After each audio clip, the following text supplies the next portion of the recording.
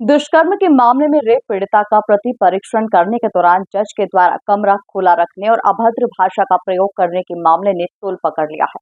जहां इस मामले पर आक्रोश जताते हुए संस्था दामिनी के बैनर तले सैकड़ों महिलाओं और महिला अभिभाषकों ने ज्ञापन सौंपा।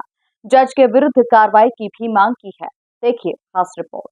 पिछले दिनों एक रेप पीड़िता ने राष्ट्रपति और चीफ जस्टिस ऑफ इंडिया को जज के खिलाफ शिकायत भेजी थी। शिकायत में कहा गया था कि प्रति परीक्षण के दौरान जज ने न सिर्फ कमरे का दरवाजा खुला रखा बल्कि अभद्र भाषा का भी उपयोग किया। शिकायत के बाद संस्था दामिनी के बैनर तले सैकड़ों महिलाओं और महिला अभिभाषकों ने ज्ञापन सौंपकर जज के विरुद्ध कार्रवाई की मांग की है।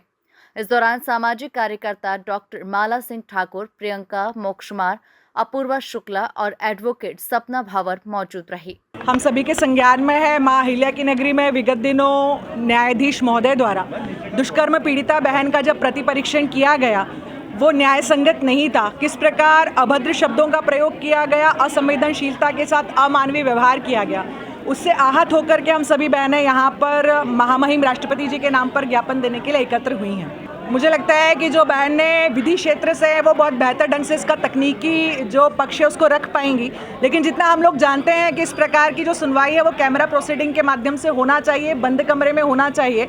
और माननीय न्यायाधीश को इस प्रकार का अधिकार ही नहीं है कि वो प्रति प्रश्न जो है वो करें। प्रति परीक्षण करने का जो विषय ध्यान में आया जब बातचीत हुई कि ऐसा उनको अधिकार नहीं है, तो ये अपने अधिकार क्षेत्र से बाहर जा कर के न्यायालय जिसको हम अपनी आस्था का और श्रद्धा का केंद्र मानते हैं वहाँ इस प्रकार की घटना अत्यंत दुर्भाग्यपूर्ण है। इससे हम सभी आहत हैं। हम सब ने आग्रह किया है कि न्यायाधीश का निलंबन हो। हमारा ये भी आग्रह है कि इस प्रकार के जो केस है उसकी सुनवाई महिला न्यायाधीश के समक्ष की जावे और जितनी भी चीज़ें कानून सम्मत और न्याय संगत तय हैं उसी के आधार पर इस प्रकार की जो विषय आते हैं उसकी सुनवाई उसके आधार पर होना चाहिए। यदि नहीं होती है तो जितने भी समस्त दोषी हैं उनके विरुद्ध कड़ी कार्रवाई होना चाहिए।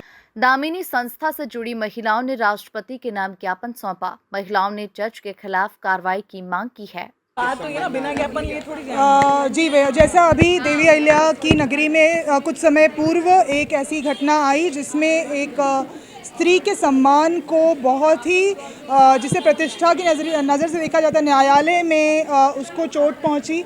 न्यायाधीश जिनको सबसे सर्वोच्च न्यायालय में पदवी हासिल है उन्होंने खुले कमरे में उनसे बयान लिया, साथ ही बहुत ही अभद्र भाषा का प्रयोग किया। इस तरह का जो उन्होंने कार्य किया उस दिन, ये एक तो उनके राइट्स में नहीं है, वो रूल ही नहीं है कि इस तरह से वो कर सकते हैं। वो उन्होंने किया, उसका उपहास उड़ाया, सभी मिलके उस पर हंस रहे थे, कोई उनके लिए खड़ा नहीं हुआ वहाँ पर। तो जो स्त्री ऑलरेडी इतना सह रही है और बर्दाश्त कर रही है और पुरुषों के समक्ष उससे इस तरीके का अभद्र प्रश्न पूछे जाएं जो रूल ही नहीं है, जो अगेंस्ट है, जो वीडियो कॉन्फ्रेंसिंग के थ्रू बंद कमरे में होना चाहिए था, उसके अगेंस्ट हमने ये दिया है ज्ञापन कि जो न्यायाधीश हैं उनका निलंबन किया जाए ताकि भविष्य में कोई भी इस तरह की चीज़ करने से पहले सोचे कि अगर महिला सामने है और इस तरीके का नाजुक मसला है तो किस तरीके से इसको हैंडल किया जाना चाहिए। ये पीड़िता जब हमारे पास आई थी तब इसकी एफआईआर भी नहीं लिखी जा रही थी जूनी इंदौर थाना में। जूनी इंदौर थाना जब भी गई तो इसे भगा दिया गया। फिर ये विश्व हिंदू परिषद के पास आई, हमें रात्रि 2 बजे थी इसकी एफआईआर दर्ज करवाने में। वहाँ से लेकर यहाँ तक हम लेकर आए। हम पर और पीड़िता पे इतना प्रेशर है किसी भी तरह से हम केस वापस ले लें।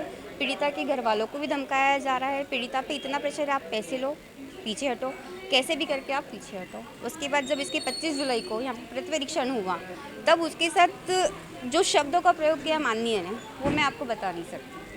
और उसके बाद आप न्यायालय में उस समय मौजूद? जी नहीं, मेरे कनिष्ठ साथी वकील प्रशांत वर्मा जी थे। उसमें हम दोनों का पावर लगाए 301-2 लगाकर कि ताकि हम उसके साथ खड़े रहें, क्योंकि उस पर प्रेशर इतना आ रहा है। उसे ये धमकाया जा रहा है अगर तू पीछे नहीं हटी तो तेरे परिवार को ख़त्म कर देंगी। सभी तरह से प्रेशर आ रहा है। इसके रिश्तेदारों के यहाँ जाकर भी जाया जा रहा है।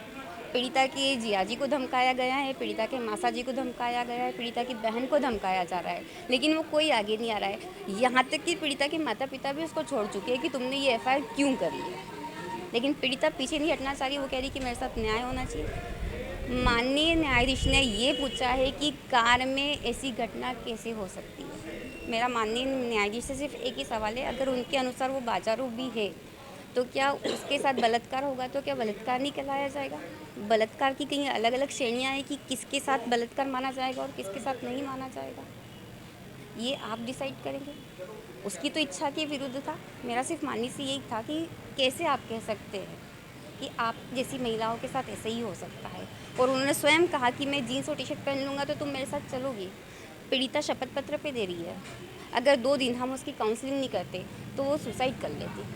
वो इतना रोई है, पूरी कोर्ट हंस रही है, कोर्ट खुल गया। उस वक्त प्रतिवेक्षण के दौरान आरोपी के वकील, उनके साथी वकील, पूरा स्टाफ टोटल हंस रहा था। कुल मिलाकर देखा जाए तो दुष्कर्म के मामले में रेप पीड़िता का प्रति परीक्षण करने के दौरान जज के द्वारा कमरा खुला रखने और अभद्र भाषा का प्रयोग करने के मामले ने तूल पकड़ लिया है, जहां इस मामले पर आक्रोश जताते हुए संस्था दामिनी के बैनर तले सैकड़ों महिलाओं और महिला अभिभाषकों ने ज्ञापन सौंपकर जज के विरुद्ध कार्रवाई की मांग की है। Bureau report, MP news, Indore.